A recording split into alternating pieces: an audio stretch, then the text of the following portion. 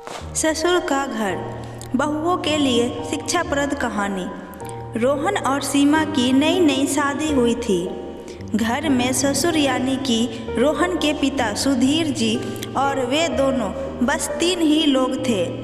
इस घर को रोहन के माँ बाप ने जीवन भर पाई पाई जुटाकर और बड़ी मेहनत अरमानों से बनाया था, वरना आज के समय में मुंबई में घर बनाना तो दूर की बात है, किराए पर लेना भी बहुत बड़ी अचीवमेंट से कम नहीं है। जब रोहन कॉलेज में था तब माँ उन्हें और दुनिया को छोड़कर जा चुकी थी। एक काम वाली बाई शंकु थी जो सुबह से लेकर शाम तक उनके घर का सारा काम करती थी। नई नई शादी हुई थी, इसलिए शंकु बाई का दिन भर घर में रहना सीमा को अपनी प्राइवेसी में बाधा सा लगता था।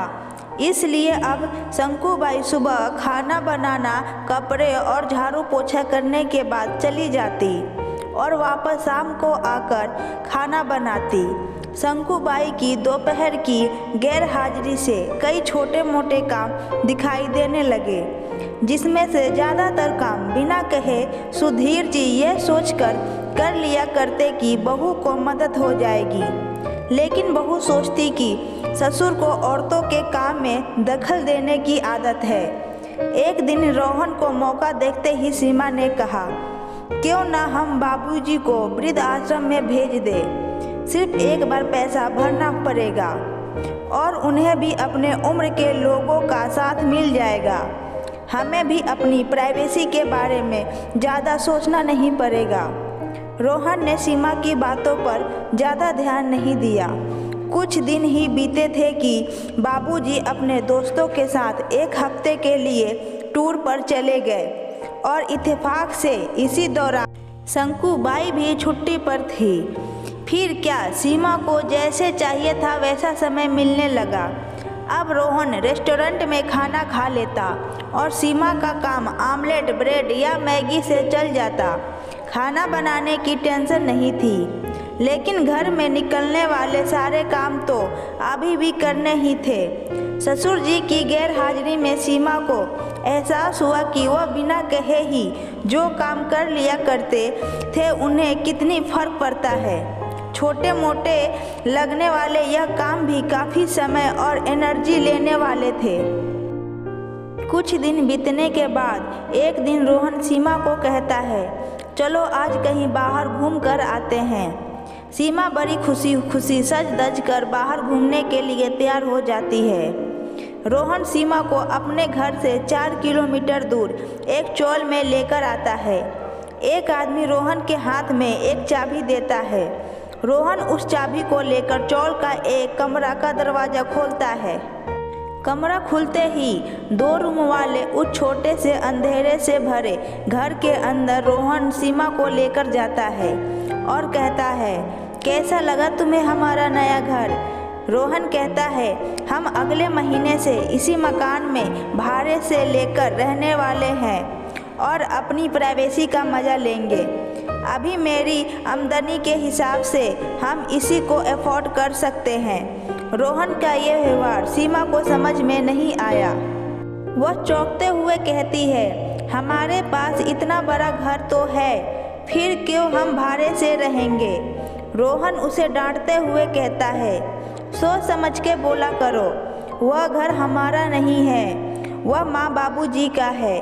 तुम्हारे पास 1 महीने है सोचने के लिए कि तुम आगे क्या करना चाहिए। दोनों वहाँ से वापस अपने घर लौट आते हैं। पूरे रास्ते सीमा के दिमाग में तरह तरह के विचार चल रहे थे।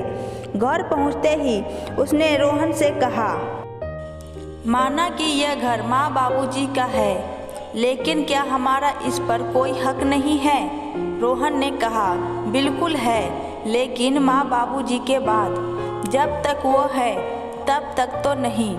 अगर तुम्हें हक समझ में आता है तो तुम्हें जिम्मेदारियां भी समझ में आती होगी।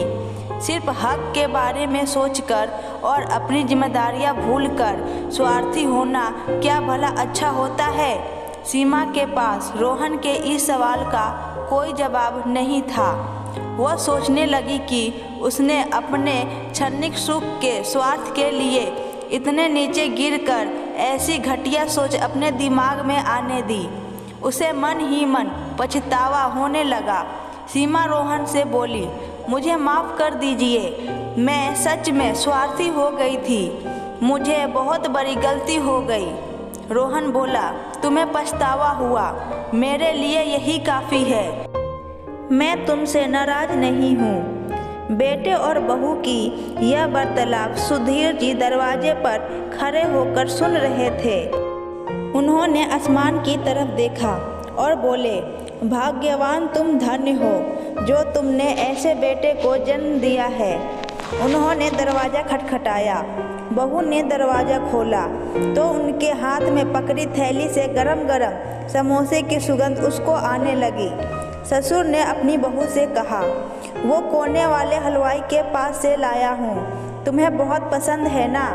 सीमा को अपने ससुर के प्रति विचार और ससुर के उसके प्रति प्यार, उन दोनों का फर्क समझ में आते ही उसकी आंखों में पश्चाताप के आंसू और चेहरे पर अपने परिवार के प्यार के कारण मुस्कान आ गई। दोस्तों, हमारे बुजुर्ग जो हमें बोझ लगते हैं, जिनसे हम बात बात में चिढ़ जाते हैं, और ऐसा इसलिए होता है क्योंकि हम स्वार्थी होकर सोचते हैं और उनके योगदान को समझ नहीं पाते। वह हमारे जीवन में बहुत अहम किरदार निभाते हैं। आशा करती हूँ कि आज की कहानी आपको पसंद आई होगी। वीडियो को लाइक करें, चैनल पर नए हैं तो चैनल को सब्सक्राइब करें और कमेंट में अपनी राय बताएं। Thank you.